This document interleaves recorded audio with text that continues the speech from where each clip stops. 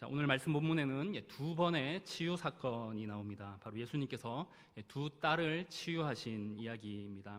한 딸은 회당장 야이로의 딸이고 또 다른 한 딸은 12해 혈루증을 앓던 예수님께서 딸이라고 불러주셨던 한 여성입니다. 자, 그런데 이 두 치유 사건은 두 사건이지만 세 장면을 통해서 이야기되고 있습니다. 바로 회당장 야이로의 딸에 대한 이야기, 그리고 혈루증 앓던 여인을 고치신 이야기, 그리고 다시 이 회당장 야이로의 딸을 치유하신 이야기, 그렇게 세 장면으로 이야기되죠. 다름이 아니라 이 마가복음에서 자주 나타나는 그런 구조인데요. 이른바 무슨 구조라고 하는지 혹시 알고 계십니까? 샌드위치 구조라고 하죠. A, B, A-의 구조입니다.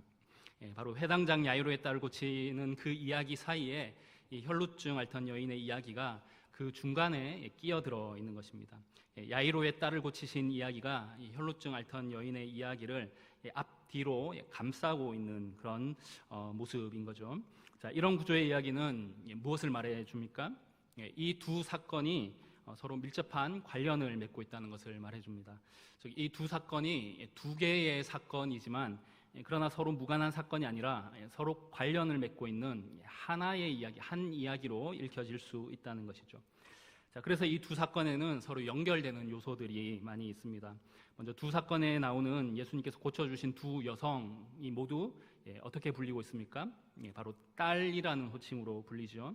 해당장 야이로의 딸은 12살 된 어린 소녀입니다. 아버지인 야이로가 이 사건에서 중요한 역할을 하고 있기 때문에 이 딸이라고 불리는 것이 어색하지 않습니다. 그런데 12해 혈루증으로 고생하던 여인은 사실 예수님께서 의도적으로 딸이라고 불러주십니다. 그렇게 이 두 여성은 모두 딸이라고, 딸로 불리고 있다는 공통점이 있습니다. 자, 또 다른 공통점은 12해입니다. 12년입니다. 야이로의 딸은 이제 12살이 되었습니다. 혈루증 앓던 여인은 12해 동안 그 고통 가운데 있었습니다. 자, 이 두 이야기가 이 12이라는 수로 서로 연결되고 있습니다. 그리고 또 이 12이라는 수는 특별히 여성성이라는 상징으로 또한 이어지게 됩니다. 야이로의 딸은 이제 12살이 되어서 여성으로서의 삶의 특징을 나타낼 시기가 되었습니다. 한 여성으로서의 삶이 시작되는 시점에 있는 12살 된 소녀입니다. 반면 혈루증 앓던 여인은 어떻습니까? 그 병으로 인해서 여성성을 상실한 채 한 여성으로서의 삶을 잃어버린 채 살아온 지 12년이 되었습니다. 두 여인은 12해라는 시간을 통해서 그리고 또 여성성이라는 상징을 통해서 의미적으로 서로 연결되고 있습니다. 자, 그리고 또 이 두 사건에는 서로 비교될 수 있는 내용들이 나오는데요. 자, 12해 혈루증 앓던 여인은 당시 사람들의 인식 속에서 부정한 여인입니다. 아무 보잘것없고 또 소외되고 또 그런 하찮은 여성입니다. 자, 그래서 이 많은 사람 앞에서 이 공개적으로 나서지 못하고 어떻게 합니까? 조용히 예수님의 뒤로 다가가서 몰래 그 옷자락을 만집니다. 자, 그러나 반대로 야이로는 이 사람들에게 권위를 인정받던 사람입니다. 회당장이기 때문이죠. 그래서 어떻게 합니까? 많은 사람 가운데 예수님 앞으로 나가서 공개적으로 이 자기 딸을 고쳐주실 것을 요청합니다. 자, 12해 혈루증 앓던 여인과 야이로의 딸이 그 처한 삶의 상황이 서로 상반됐을 것이라고 우리가 짐작해 볼 수 있습니다. 혈루증 앓던 여인은 말할 수 없는 그런 고통 속에서 사람들에게 소외되어서 12해를 외롭게 보내왔을 것이지만 야이로의 12살 된 딸은 그래도 명망 있는 그 아버지의 사랑과 보호 가운데 12해를 살아왔을 것입니다. 자, 이런 점들을 우리가 염두에 두고 이제 오늘 말씀에 좀 더 구체적인 상황들을 함께 살펴보겠습니다. 먼저 예수님과 해당장 야이로의 만남입니다. 자, 많은 사람들이 예수님을 기다렸습니다. 왜 기다렸겠습니까? 예수님에 대한 소문을 들었기 때문이죠. 예수님께서 병든 자를 낫게 하시고 또 상한 자를 고쳐주신다는 그런 소문을 들었을 것입니다. 자, 그렇게 많은 사람이 모인 가운데 바로 회당장 야이로가 주님 앞으로 나옵니다. 그 지역의 회당장이라는 지위를 가진 권위 있는 사람입니다. 자, 그러나 야이로는 예수님 앞에 나와 어떻게 합니까? 예수님의 그 발 아래 완전히 엎드립니다. 많은 사람이 지켜보는 가운데서 자신의 자존심, 또 지위, 체면, 그런 모든 것들을 내려놓고 예수님의 발 앞에 엎드립니다. 왜 그랬겠습니까? 자기 딸 때문이죠. 자신의 병든 딸을 낫게 하기 위해서 주님께서 오셔서 고쳐주시기를 구하며 그렇게 엎드렸습니다. 예수님이 오시면 고칠 수 있을 것이라는 그 믿음이 있었기 때문입니다. 예수님 자신의 딸을 살릴 수 있는 분이라는 희망을 가지고 주님 앞에 나아왔습니다. 자, 그런 야이로의 모습을 보시고 예수님은 그의 요청에 응해 주십니다. 그리고 그 어린 딸을 살리기 위해서 야이로와 함께 그의 집으로 향하게 됩니다. 생명을 살리기 위한 예수님의 발걸음이 옮겨집니다. 자, 그런데 그런 예수님의 발걸음에 장애물이 있습니다. 바닷가에 수많은 사람이 함께 움직입니다. 24절 말씀을 보면 큰 무리가 에워싸 밀더라 말씀하죠. 좀처럼 빨리 나아갈 수 없는 상황입니다.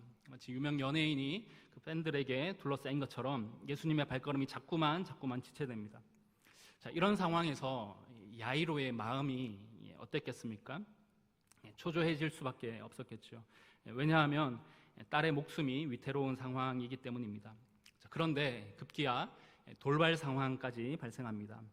길을 가던 예수님이 돌연 그 걸음을 멈추고 누군가를 찾으십니다.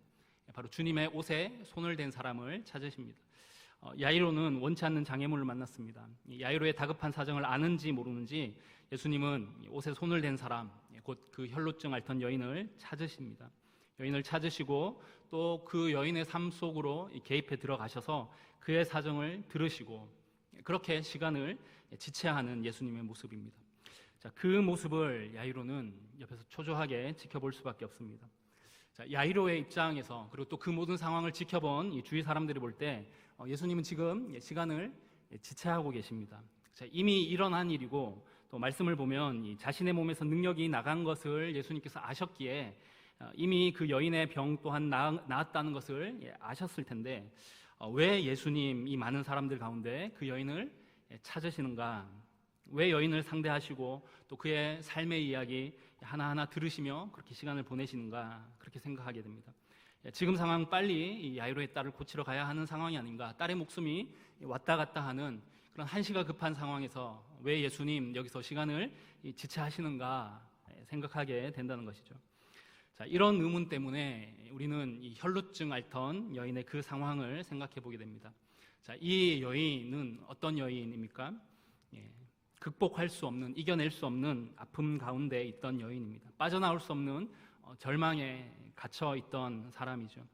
병으로 인한 육체적인 고통을 당했고 또 사회적 통념에 따라 율법에 따라 부정한 여인으로 버림받은 채 살아갈 수밖에 없는 사람이었습니다. 구약 성경 레위기 15장 말씀을 보면 당시 혈루증은 부정한 병이기 때문에 어떻게 됩니까? 자기 자신은 물론 그와 접촉하는 사람도 부정하게 만드는 병이었습니다. 자, 그렇기 때문에 이 여인은 성전이나 회당 모임과 같은 그런 곳에 참여하는 것이 금지되었고 또 공공의 장소에서도 격리되어야 했고 또 사회적으로 그렇게 고립된 처지였습니다. 또 이 병 때문에 여성으로서의 삶도 잃어버렸을 것입니다. 가정이 있었더라도 버림받아 가정도 깨어졌을 것입니다. 당시의 랍비들의 가르침에 따르면 여인의 이 병은 이혼 사유에 해당하는 저주받은 병이었기 때문입니다. 당시 랍비들이 그렇게 이야기했다는 거죠. 부정한 여인이기 때문에 자격을 잃었기 때문입니다. 자, 오늘 본문 26절 말씀을 보면요, 그런 이 여인의 상황이 어떠했는지 잘 설명해 주고 있습니다. 26절, 많은 의사에게 많은 괴로움을 받았고 또 가진 것을 다 허비했고 그러나 아무 효험도 없었고 병이 더 중하여졌다 말씀합니다. 자, 이 여인이 많은 의사로부터 괴로움을 받았습니다. 의사들을 찾아다니면서 이것 해봐라 저것 해봐라 이런 시술 저런 시술 해봐라 하며 그렇게 괴로움을 당했을 것입니다. 괴로움을 당했다는 말, 병은 고치지 못하면서 도리어 착취를 당했다는 그런 말로 우리가 이해할 수 있습니다. 더 이상 의사에게도 치료를 받을 수 없는, 기대할 수 없는 그런 상황입니다. 도움을 구할 곳이 없는 상황이죠. 병에 걸렸는데 의사의 도움을 받지 못한다면 누구의 도움을 받을 수 있겠습니까? 누구도 도와줄 수 없는 상황입니다. 사람이 어려움을 당할 때, 어떤 문제를 맞닥뜨렸을 때 그래도 도움을 구할 누군가가 있다면 다행입니다. 의지할 사람이 있다면 그래도 다행이죠. 그러나 그 어려움 앞에서, 그 절망과 고통 속에서 아무도 도와줄 사람이 없을 때, 혼자 남겨졌다고 느껴질 때 그 아픔은 이루 말할 수 없을 것입니다. 바로 이 여인이 그런 상황이었다는 것입니다. 자, 그리고 이 여인은 재산을 다 허비했다라고 성경은 말합니다. 몸이 아플 뿐만 아니라 이제 그 살아갈 길이 막막한 상황입니다. 또 성경은 더 나아가 아무 효험이 없고 도리어 중하여졌다라고 말합니다. 모든 재산을 다 허비했지만 오히려 병은 더 악화되었습니다. 자, 세상으로부터 버림받은 여인, 의사도 못 고치는 여인, 가진 것 다 허비해서 살아갈 길이 막막한 사람, 보호해 줄 사람 그 누구 없이 중환병에 걸린 사람, 고통스러운 삶을 살아가고 있다는 것을 알 수 있습니다. 아픈데 고칠 수 없고 또 가진 것도 다 허비했고 그리고 버림받은 여인입니다. 소망이 끊어진 사람, 희망 없이 살아가던 인생, 미래를 꿈꿀 수 없는 삶, 바로 이 여인의 모습이었습니다. 그러나 오늘 이 본문이 말하고자 하는 것은 단지 그러한 절망이 아닙니다. 자, 오히려 오늘 이 본문은 이 여인에게 엄습한 그 절망이 우리 주님 앞에서 어떻게 물러가는가, 예수님께서 이 여인을 어떻게 만나주시는가 말씀하고 있습니다. 자, 우리 앞에 놓인 그 절망의 상황을, 그 고통의 과정을 우리가 어떻게 이겨낼 수 있는가, 우리 주님이 그것을 어떻게 다루어 가시는가 하는 것입니다. 우리에게도 때때로 절망의 순간이 있지 않습니까? 이 일을 어떻게 해야 할까? 누구의 도움을 구해야 할까? 가진 힘과 또 최선의 노력을 다 해봐도 해결되지 않는 문제, 더 이상 도움을 얻을 곳이 없는 문제, 그런 상황을 어떻게 이겨낼 수 있을까? 그런 우리 인생에 주님이 어떻게 우리를 찾아오시는가? 주님이 어떻게 우리를 만나주시는가? 오늘 이 말씀이 그것을 우리에게 보여주고 있습니다. 자, 27절 말씀을 보면 이 여인은 예수님에 대한 소문을 듣고 그 사람이 어떤 사람인지 알게 되었습니다. 예수님이 어떤 사람인지 알게 되었죠. 마가복음 3장 10절 말씀을 보면 이는 많은 사람을 고치셨으므로 병으로 고생하는 자들이 예수를 만지고자 하여 몰려왔음이더라 라고 말씀합니다. 자, 그를 만지기만 해도 나음을 얻을 수 있는 능력이 있는 분이라는 그런 소문을 들었던 것입니다. 질병을 낫게 하시는 예수님, 고통받는 자들을 고치시는 예수님, 주님에 대한 그 믿음을 가지고 나온 사람을 실망시키지 않으시는 분이라는 소문을 들었던 것입니다.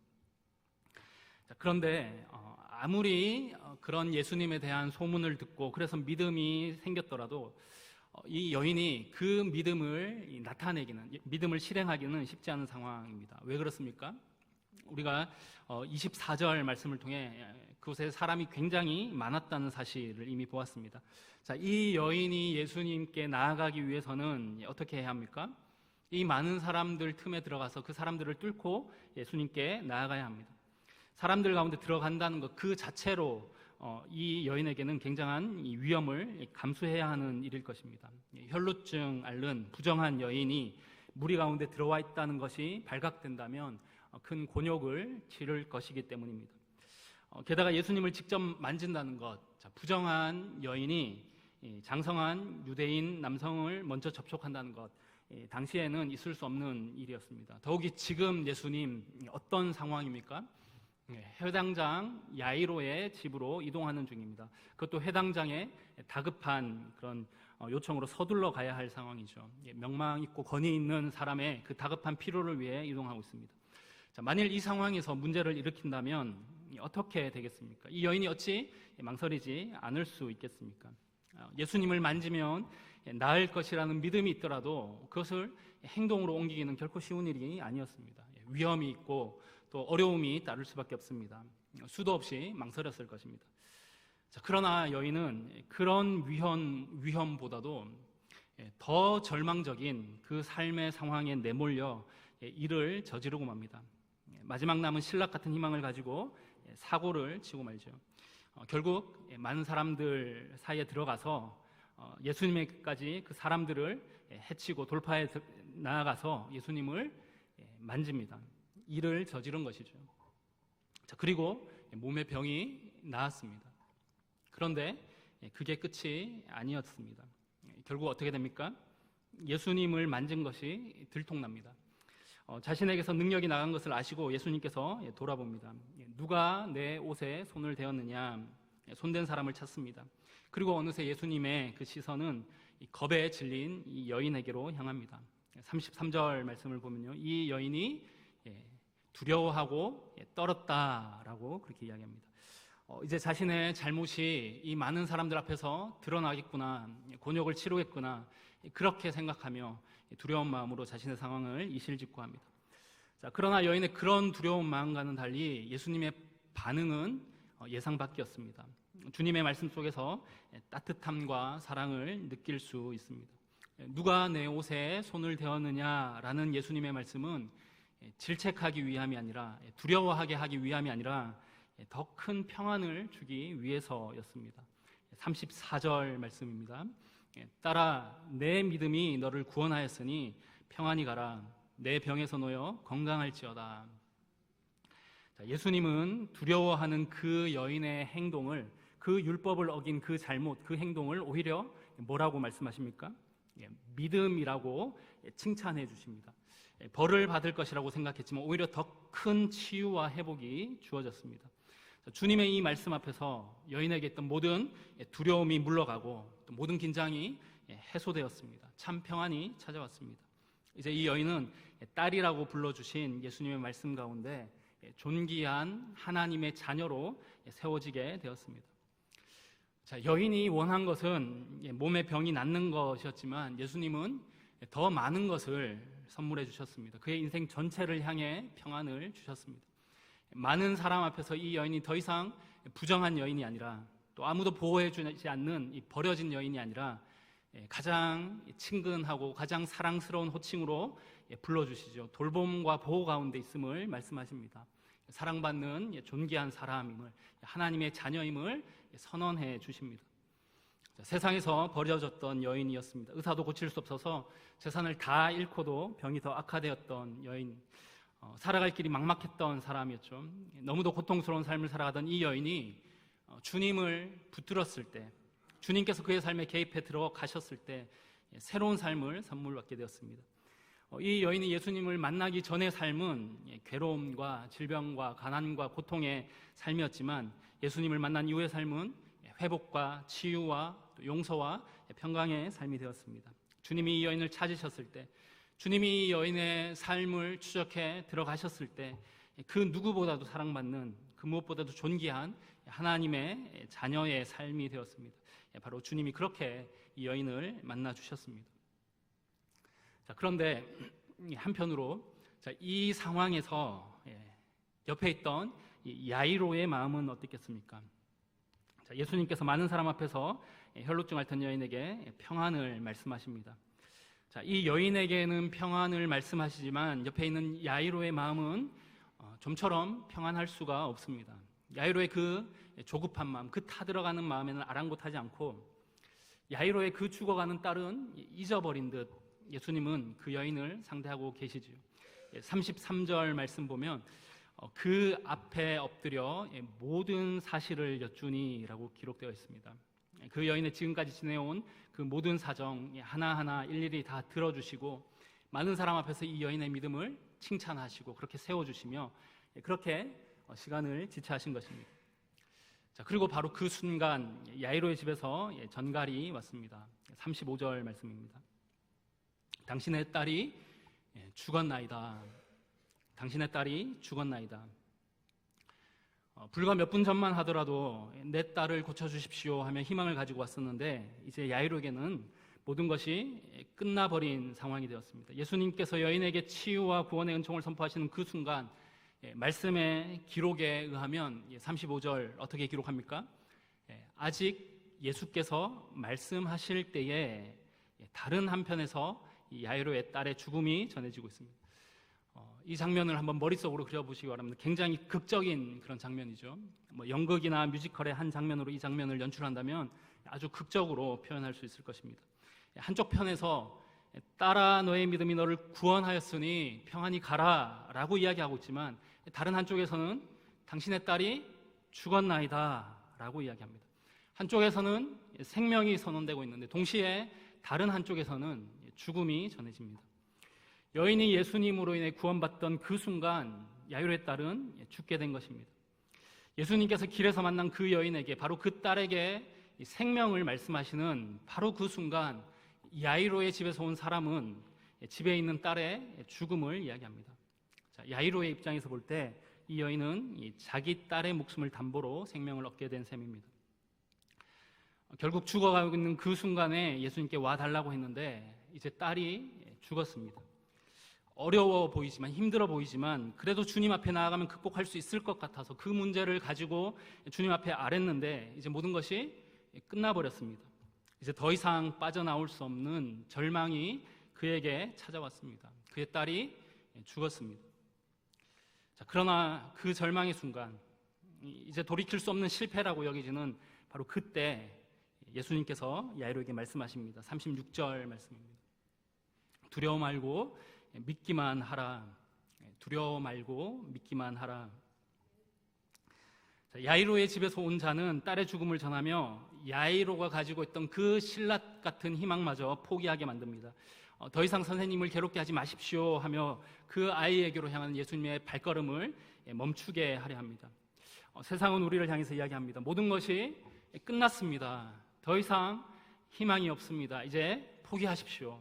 이제 우리는 다시 이겨낼 수 없는, 다시 헤어나오지 못할 깊은 절망에 빠졌습니다. 당신의 딸이 죽었나이다. 당신의 딸이 죽었나이다. 그러나 그 절망의 순간 오히려 주님 우리에게 말씀하십니다. 두려워 말고 믿기만 하라. 두려워 말고 믿기만 하라. 바로 주님, 모든 것이 끝났다고, 끝나버렸다는 그 세상의 선언에 맞서서 그 절망을 반대하는 새로운 소망을 말씀하십니다. 자, 죽음이 우리를 삼켜버렸다는 그 세상의 죽음의 선고에 맞서서 주님은 오히려 생명을 선언하십니다. 당신의 딸이 죽었나이다 라고 세상이 우리를 향해서 이야기할 때 오히려 주님은 딸아, 내 믿음이 너를 구원하였다, 평안하라 말씀하십니다. 어찌하여 선생을 더 괴롭게 하나이까? 세상이 우리에게 포기하라고 앞을 막아설 때 아니다, 두려워 말고 믿기만 하라. 두려워 말고 믿기만 하라 말씀하십니다. 죽음을 선고하는 세상을 향해 생명을 선언하시는 주님의 말씀을 오늘 이 본문을 통해 우리가 들을 수 있습니다. 절망을 이야기하는 그 세상을 향해서 그 세상에 맞서서 새로운 소망을 말씀하시는 주님의 모습을 우리가 바라볼 수 있습니다. 바로 예수님께서 이 혈루증 앓던 여인에게 하셨던 그 생명의 말씀은 또한 야이로를 향한 말씀이기도 했던 것입니다. 딸아, 내 믿음이 너를 구원하였다, 평안하라. 이 말씀 여인에게 하신 말씀이지만 그러나 또한 야이로가 듣기를 원하셨던 말씀, 야이로의 집에 있던 그 딸에게도 한 말씀이기도 한 것입니다. 주님은 야이로에게 당신의 딸이 죽었나이다 라고 말하는 그 죽음의 소리, 그 절망의 소리가 아니라 딸아, 내 믿음이 너를 구원하였으니 평안하라 라는 그 생명의 말씀, 그 소망의 말씀이 더 크게 들리기를 원하셨습니다. 바로 주님 야이로에게 말씀하시는 것이죠. 내가 지금 이 혈루증 앓던 여인이 낫는 것을 보지 않았느냐? 가장 절망적인 상황 속에 마치 죽음과도 같은 그 죽음의 그림자에 갇혀 살아가던 이 여인이 생명으로 나아오는 것을 내가 목격하지 않았느냐? 주님이 이 혈루증 여인을 찾으실 때, 그의 삶에 개입하셨을 때 가장 최악의 인생이 주님이 함께 하시는 가장 존귀한 인생으로 역전되는 것을 네가 주목하지 않았느냐? 이제 내가 너의 삶에도 개입해 들어갈 테니 두려워 말고 믿기만 하라. 두려워 말고 믿기만 하라. 한시가 급한 상황에서 예수님께서 발걸음을 멈춰 이 혈루증 앓던 여인을 찾으시고 또 많은 사람 앞에 세워서 이 여인과 대화를 나눈 것은 무슨 이유 때문이겠습니까? 그 여인을 위한 것이기도 하지만 그것은 또한 동시에 야이로를 위한 것이기도 했습니다. 자, 주님의 그 말씀은 혈루증 앓던 여인에게 회복과 평안을 주시는 말씀이었지만 그러나 그것은 또한 어려움 중에 있던 야이로와 또 그의 딸을 향한 말씀이기도 합니다. 우리가 그것을 어떻게 알 수 있습니까? 자, 오늘 이 본문의 두 사건이 별개의 사건이 아니라 예수님께서 이 두 사건을 함께 다뤄가신다는 사실을 통해서 우리가 알 수가 있습니다. 자, 본문에서 예수님을 만난 여인은 12해 동안 혈루증을 앓았습니다. 42절 말씀을 보면 야이로의 딸은 이제 12살이 되었습니다. 자, 두 사람은 12해를 같은 지역에서 살아왔습니다. 사실 혈루증 앓던 여인은 한 여성으로서 죽은 것이나 다름없는 삶을 살아왔습니다. 야이로의 딸은 이제 어엿한 여성으로서의 삶을 막 시작하려고 하는 그 시점에서 죽음을 맞이합니다. 어쩌면 두 여자는 같은 12해를 서로 다르게 살아왔을 것입니다. 12해를 앓은 이 여인이 12년 동안 망가진 채로 버려진 채로 그렇게 저주스러운 날들 지내왔다면 12살 딸아이는 회당장 아버지의 그 사랑과 보호 가운데 복되게 살아왔을 것이라 짐작할 수 있습니다.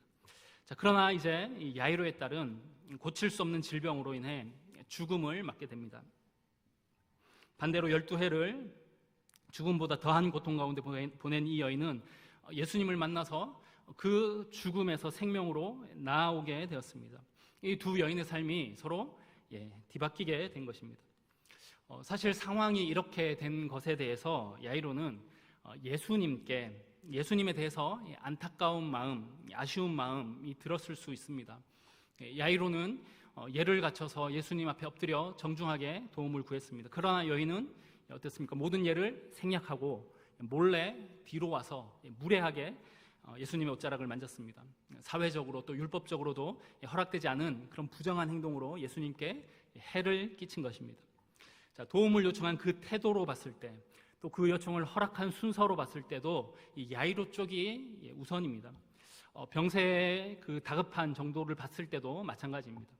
사회적 지위나 이해관계를 따져보더라도 야이로를 먼저 돕는 편이 득이 될 것이 많습니다.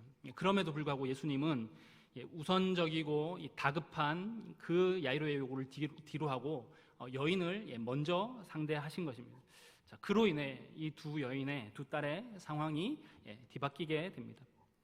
자, 그러나 우리가 이 장면에서 우리가 생각해야 할 것은 상황이 이렇게 전개됨으로 인해서 그것이 이 여인에게 구원과 평안을 가져다 준 일이 되었지만, 그러나 또한 그것이 야이로에게도 더 큰 삶의 은혜를 경험하게 된 계기가 되었다는 것입니다. 여인에게 참된 평강이 주어지게 되었지만 야이로 또한 이 일을 통해서 주님이 그의 인생 가운데 지나가신 그 깊은 흔적을 갖게 되었습니다.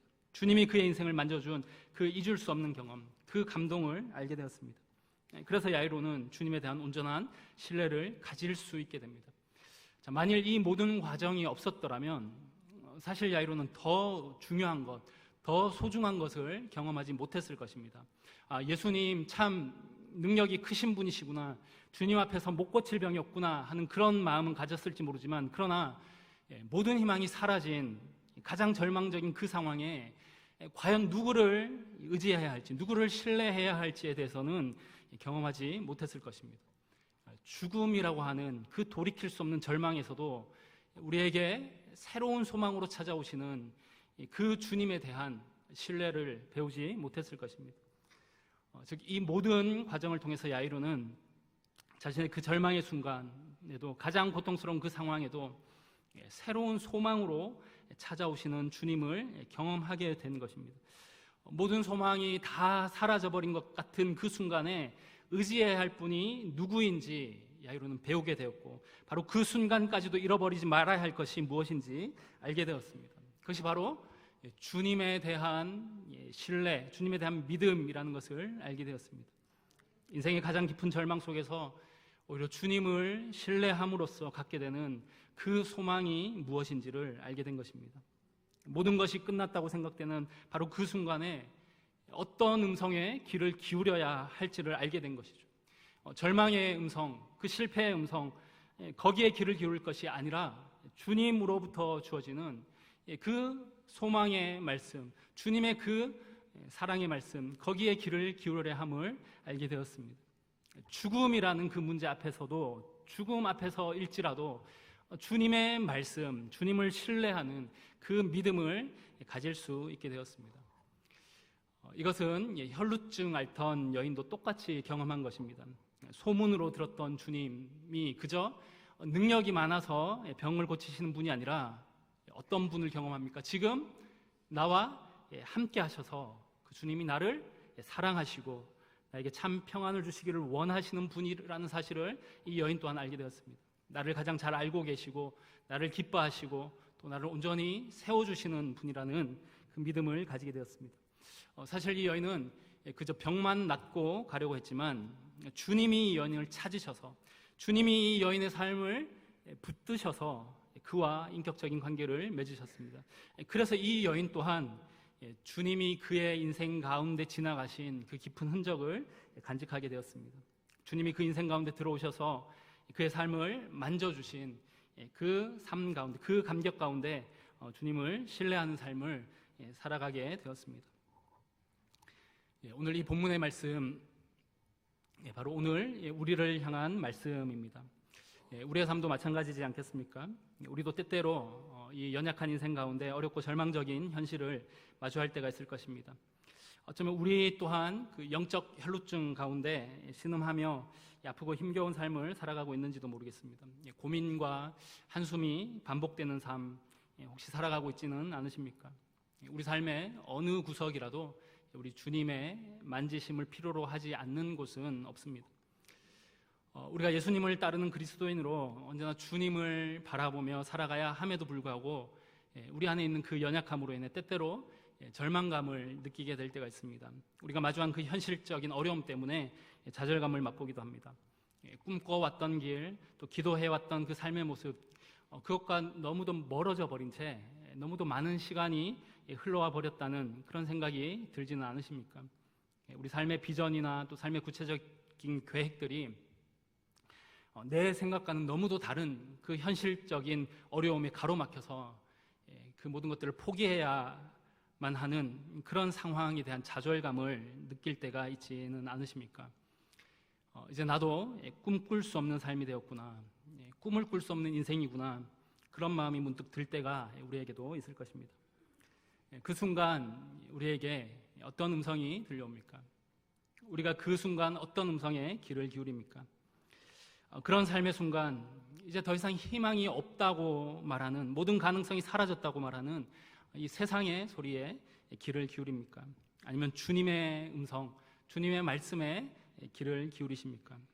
여전히 우리를 향한 하나님의 사랑이 변함이 없고 또 내 삶에 대한 주님의 기대, 주님의 그 소망이 끊어지지 않았다고 말씀하시는 그 주님의 말씀에 귀를 기울이십니까?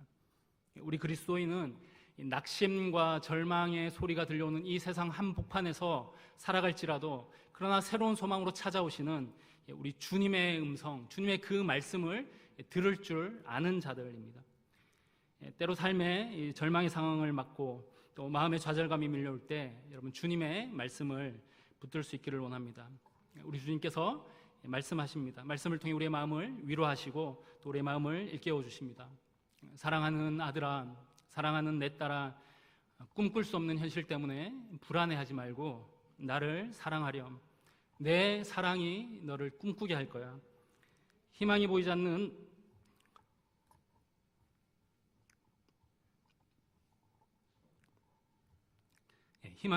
삶의 현실 때문에 낙심하지 말고 나를 신뢰하라. 나의 신실함이 너에게 가장 큰 소망이 될 거란다. 우리 주님 바로 그렇게 우리를 만나주십니다. 오늘 또 이 예배 가운데 우리 삶을 찾으시고 또 위로하시고 또 용기를 주시고 꿈을 주시는 분이 바로 우리 하나님이십니다.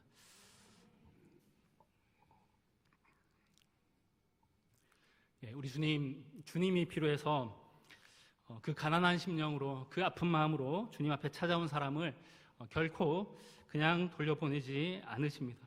주님이 필요해서 지금 이 시간 주님 앞에 나온 우리 한 사람 한 사람을 주님께서 만나주십니다. 내가 너의 도움이란다. 내가 너의 능력이란다. 내가 너의 소망이란다. 나를 의지하라. 나를 신뢰하라. 나를 사랑하라. 주님 말씀하십니다. 우리 삶이 쓰라린 절망을 경험하고 더 이상 그 미래가 없는 것 같아서 마치 우리 인생이 끝난 것처럼 그렇게 느껴질 때, 삶에 눈물밖에 남아있지 않을 때 여러분 주님의 그 십자가를 바라보십시오. 우리를 위해 십자가 지신 주님이, 그 모든 수치와 부끄러움을 당하신 주님, 그렇게 우리를 사랑하신 주님이 우리 삶을 다시 새롭게 하실 것입니다.